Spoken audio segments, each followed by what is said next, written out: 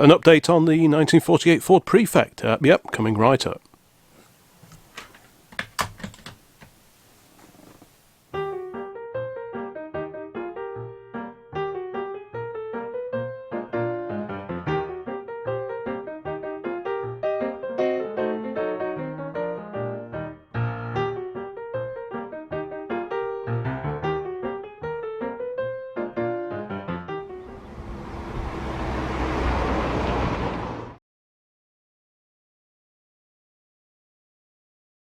Okay, welcome back to Old Classic Car HQ. Now I've got the cover off the MX-5 just to let it air a bit. Despite buying a decent cover, it's surprising just how wet it gets underneath here. So whenever possible, I'll take the cover off and give it a bit of an airing. But you know, even expensive covers, they're only so good. But the main focus of today is to crack on with the Prefect. I probably won't bother filming too much of this because it's really just a pretty horrible job cleaning underneath. I made a start underneath the passenger front fairly recently, which you might be able to see. So the worst of the claggy old grease and things are off there now. I will have to now do the same on the other side. Observant viewers will notice that there should be a rubber boot on here where the brake cable goes in. That's missing on both sides. I need to get some of those ordered up because I haven't got any of those, but just really been scraping off any build-ups of mud under here, and then I can just spread a bit of oil around there when the time comes. Like I say, we're not going for show finish here, it's merely just to make it tolerable to work on and stop any build-ups of mud which tend to stay damp and cause rot. So that's really the objective today, is just to make a start on this side over here, do the same, scrape off all the clag, mucky stuff, and then it's just a bit better. And I can change that brake rubber boot on the back there, just check the brake linings to make sure they're okay, make sure that it's not too rusty inside the actual drum itself, and then do the same on the other side. But yeah, that's the plan today. Crack on with that. It's not going to be very interesting, so I can't see me filming very much of it, but that's the aim. We'll crack on while the weather's not too bad.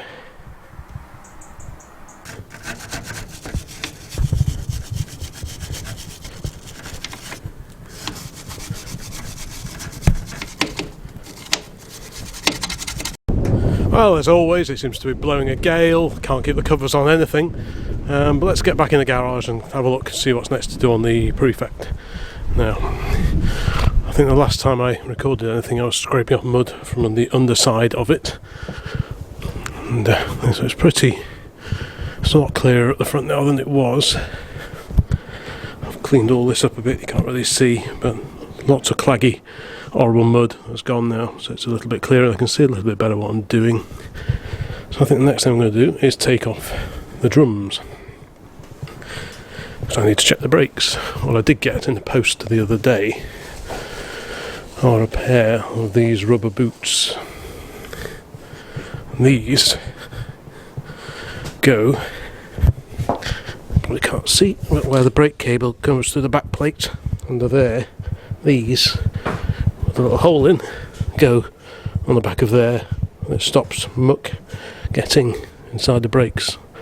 It doesn't look like they've had covers on for a very long time. How good these modern repro rubber things are is anyone's guess, but it's going to be better than nothing. So that's going to be the next job. God, that wind. Yeah. So to get this off, can we actually see any of this? To get this off, I think I'm going to have to close that door. We take this centre nut off, take the wheel bearing off, and this should come off. You use a puller at the back, but on the front, I don't think you need one. So we'll whiz this off, have a look and just see what it's like inside there. Right, freed off the centre cap with a pair of these.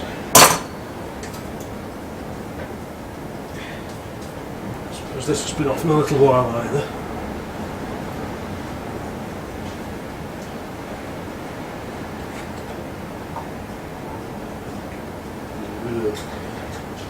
Somewhere under this old grease there should be a split pin which holds this castellated nut.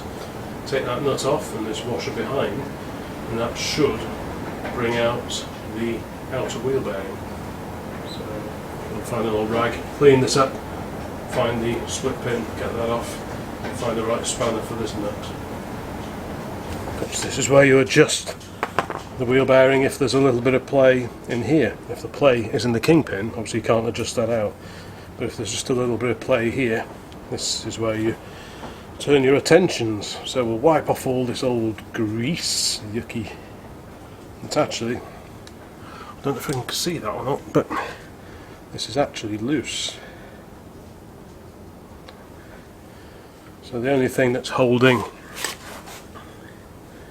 the brake drum on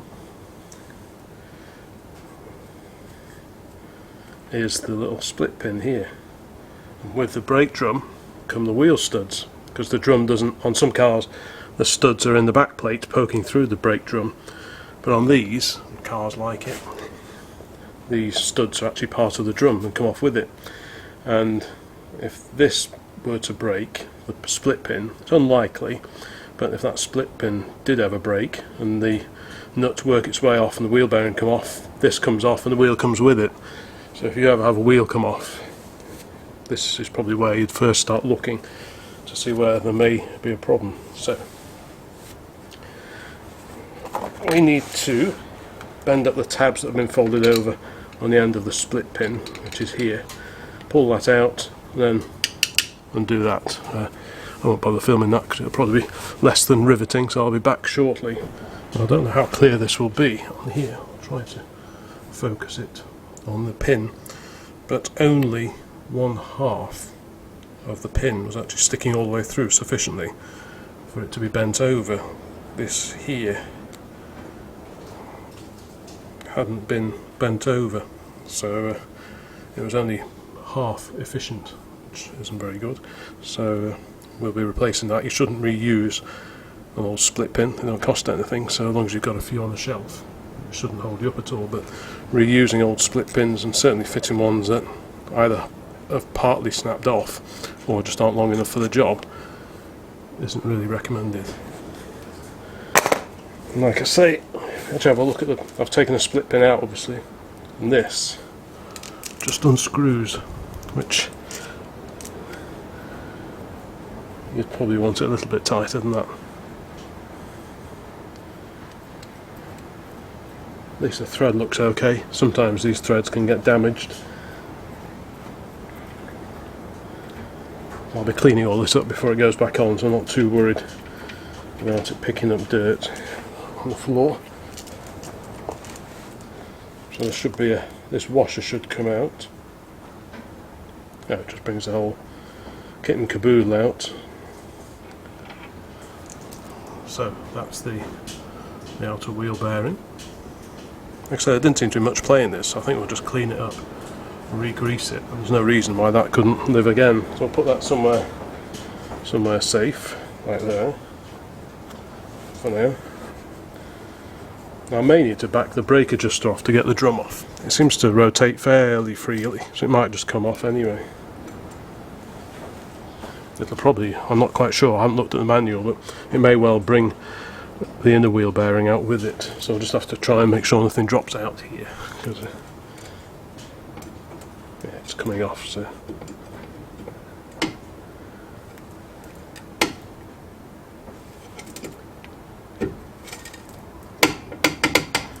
that's just grabbing on the brake shoe slightly, so we'll go and find something just to back the adjuster off, which is on the top of the back plate, because we don't want to risk damaging anything. Okay, that's the brake adjuster backed off. Just a spanner on the back of the brake drum there, back plate, and that just backs off nice and free. It's not seized up, which they sometimes are. And that should come away now. We have to watch these old brake linings because they will have asbestos in them, so we'll dampen it down before we get too excited. But actually, that brake drum is in good order. If we can see that. Is it going to focus on it? But you can see it's shiny. It's not. There's no real scoring to worry about in there. It could be skimmed up, but I think we'll probably live with that. Because you don't want to drop it, because being cast iron, you could crack it. and we'll just have a look in here. We'll get some water and just pour some water over it just so there's no dust kicking up when we start disturbing things. And we'll investigate and see how those rubber boots attach onto the back plate, because I'm guessing we'll have to disconnect the brake cable in order to feed it through the hole in that new rubber boot. So I'll need to have a bit of a read up on that and just see exactly what's involved with that. Actually, the brake linings themselves look in pretty good order. There's still plenty of meat left on them. They've been beveled.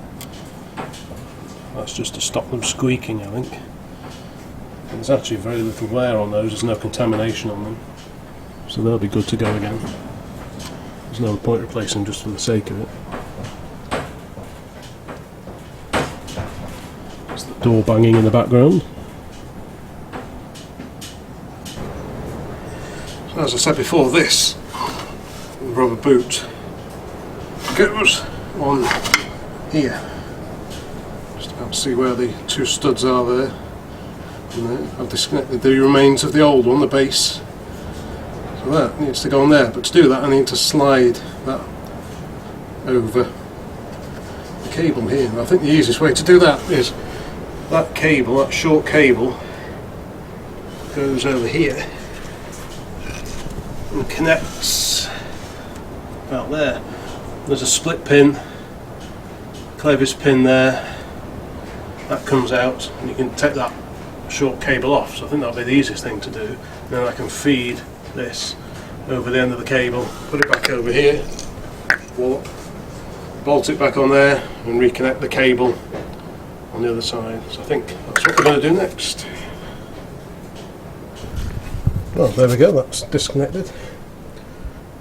While I'm doing this, it actually gives me a chance to check for wear in all the clevis pins that form the braking linkage on the car. Like here, the one that I've just taken out of there, this one here. So you can just check to make sure there's not too much play, and if there is, you just change it. But next thing to do, I'll clean this up. This end piece here will wind off. There's like a lock nut there, and this will wind off, and then I'll be able to feed this into that rubber thing and slide that along and fit it over there on the back plate. That's the theory anyway, but let's go and clean this up and we'll see what we're doing a little bit better. Hopefully, I'm not sure if you can pick that up, but you can see that that particular clevis pin is really badly worn. You can see the groove in it, so we won't be putting that back on again. So I've dug out some boxes of new old stock pins, so we'll have a route through there to get the new split cotter pins, and we'll have a route through these to see if we've got any ones of these which are the right size. I think there's some in here as well. Yeah, so somewhere I'm sure we can find a replacement for that, because one thing's for sure, that is not going back on. Well, okay, well that's all back together now. These new rubber boots are on either side, so that's all good. I had to replace several clevis pins in the brake linkages around here because two of the three were quite badly worn, and obviously I replaced all the split pins while I was at it, so that's back together. I can probably want some final adjusting, but at least it's all back together, that's the main thing. Same for over this side here. You can see there, got the new bit, the new rubber thing back on there, the dust cover, so that's good. So we're just going to clean up the inside of the brakes here. Like I said before, we're going to clean all this up. The brake shoes and the linings are reusable, they just need a bit of a clean up, but they are perfectly good to go again. I'll clean the drum up a little bit, but it doesn't need skimming, I don't think, and that can go back together. Re-grease the bearings obviously, and then we'll take the other side off and just do the same there, and then probably grease the front end, and then check the steering box and that kind of thing. So I want to get the Prefect back on the floor because it is sort of blocking things a little bit here. So I can finish off the front end and check the back end as well. And then at least I'll feel like we're sort of progressing things a little bit, but I think we'll go in and tidy up a bit now.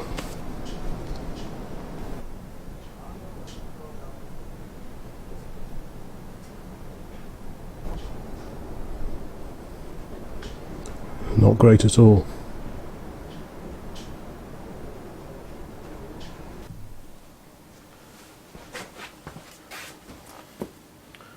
Okay, well, it's another day and we're back in the garage, and today really the priority is just to continue putting the Prefect's brakes back together.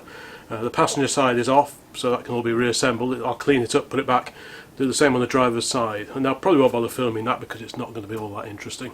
Then we will probably look at greasing the front end. That should be fairly straightforward, and hopefully we'll have a bit more news on the MGB in the fairly near future, because I've noticed that Dad has a car-shaped space in his own garage at home because he sold his Morris Minor a little while ago, and there appears to be a gap in his garage. So it occurred to me that the MGB would fit in there quite nicely, and he's up for that. So at some point in the fairly near future I will drag out the MGB, clean it up, and I will also do a video about the MGB because 2022 is the 60th anniversary of the MGB's launch, so it seems like a good opportunity as any to do a quick video and just have a talk about this XBL development car. So that's one of the things I've got penciled in for the next few weeks, so keep an eye out for that. But yeah, it'd be nice to dig that out and maybe get it running again and just see why the clutch didn't work. But for now, today it's back to the Prefect. Well, that's the passenger side front back together. I've re-greased the bearings, put it all back together, tightened this up and nipped it back a little bit. It's got a new split pin in it, of course. There's the old one, looking a bit second hand, and I've tweaked the brake adjustment up. I put the wheel back on just so I can adjust the brakes up, but I will be putting the other 17-inch diameter wheels on just to raise the gearing a little bit, but as I had this one close to hand, that's the one I used. So next is to go to the driver's side and repeat the same operation: drum off, check the brakes, check the bearings, put it all back together, readjust.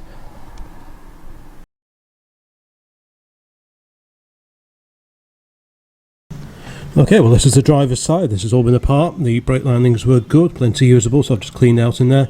Same for the wheel bearing, packed that full of fresh grease, adjusted that up and readjusted the brakes. So I've taken the wheel back off again because while I'm on this corner of the car I want to have a go at this little dink here. I'm not sure if the camera will pick this up, but there is a crease. It's obviously been there a long time, but it's not too deep. So what I'm hoping is, I mean, normally you'd want to be doing that on fresh metal. I'm not a panel beater, but I do know that really you'd want fresh metal here on the back where you're hitting in order to get the cleanest taps with a series of hammers. But it's not immaculate behind there, but it'll have to do. But I think, even though I'm not going to get it perfect, I think I'll be able to get it better than this is.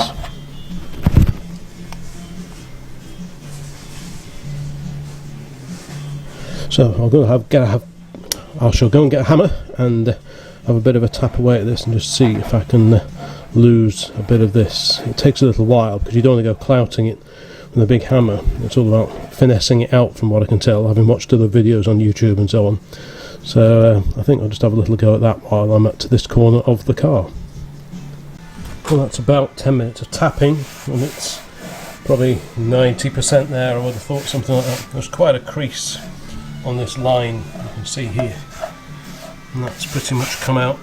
This is slightly out still, but there's a very slight depression, so we'll just finish that up. But to be honest, given the rest of the car, I think that's pretty much it. It certainly takes your eyes off it, because the crease started there, came right down here, and it was quite it did certainly catch your eye, but now you wouldn't really know there was ever anything there. So we'll just bring this up a little bit.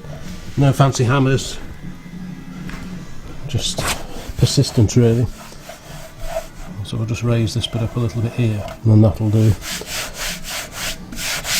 Another job done.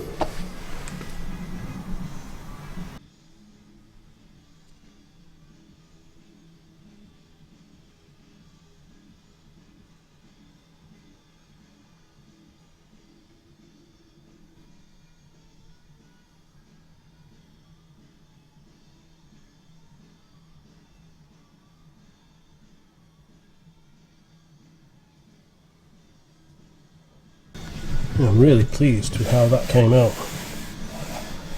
A few more minutes would probably get it 100%, but that'll do.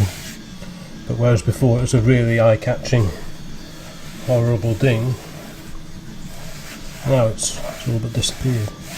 And that is purely using a couple of these hammers, just repeated tapping. I couldn't find my dolly, but just tap tap tap tap tap tap tap tap tap, moving around, letting it spring, letting the hammer bounce a bit, and it came back. I'm really pleased with how that came out.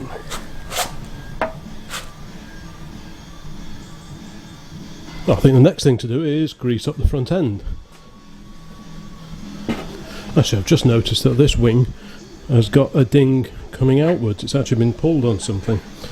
So I think while I've got the hammers to hand, we'll just address this and just gently coerce that back into some sort of line, because at the moment it just looks a little bit ugly. Well, that's a bit closer.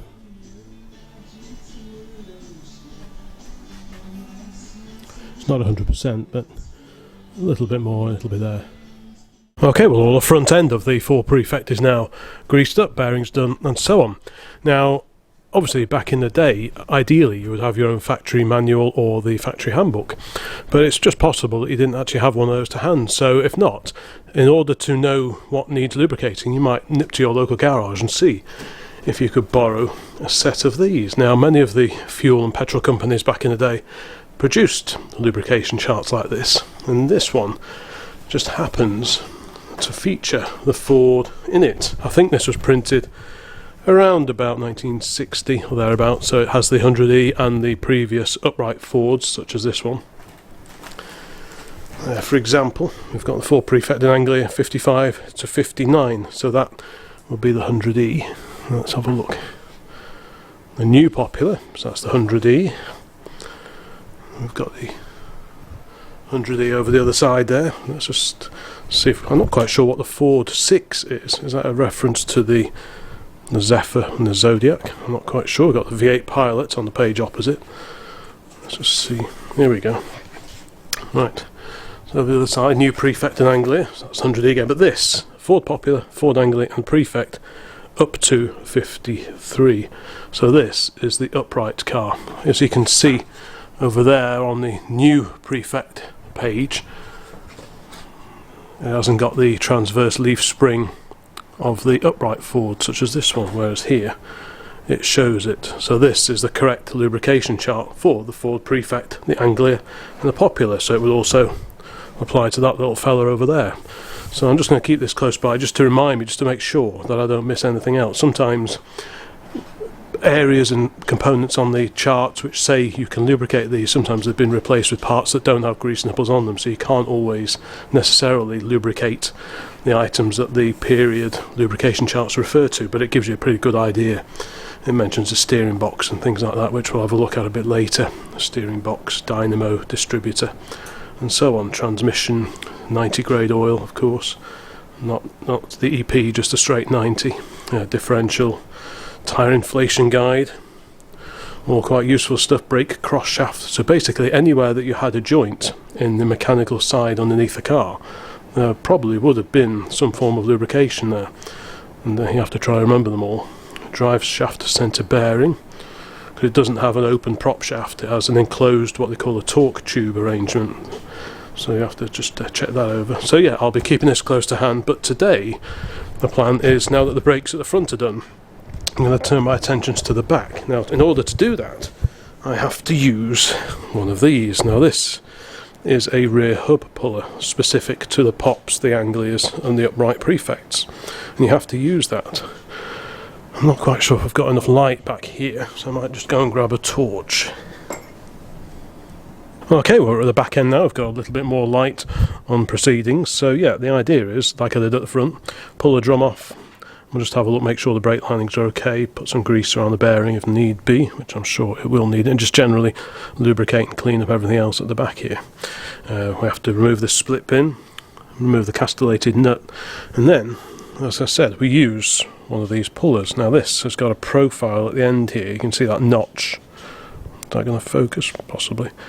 there's a notch there, and that hooks over into this recess that's back here. And I know all of the upright Fords you have to use one of these, or it's recommended that you use one of these to take the rear drum off. I don't think it applies to the Ford 100E, but certainly the sit-up and beg Fords like the Prefects and the Anglias, I think they all need to use one of these. The 1000 weight van, the E83W, has a slightly different puller, but it still have to use one. And basically that, once you've taken the nut off, obviously in the split pin, that goes around the collar on there. That goes something like that, and then you screw this centre bolt forwards, and that, because that's hooked over there, that has the effect of pulling the drum off over the centre there. So that's how that works. Hopefully you can see that. That's been a while since I've done that, so I will revert to the factory manual just to make sure I haven't missed anything obvious. And then, yeah, it'll be quite nice just to have a look, see what state the brakes are in at the back. The brakes at the front were actually in quite good condition, and they just wanted a bit of a clean up. There was plenty of life left in the linings, there was no problems there, so that's all good. And hopefully it's going to be the same at the back, although the rear brakes tend to have a much easier life of things compared to the front, so it could be that these are much older. Maybe the front brakes are replaced twice for every one time at the back, so these could be more worn. It'll be interesting to see just what they're like, but until we pull this off we won't know for sure, so I'm going to crack on with that, and I'll probably report back once I've actually done it.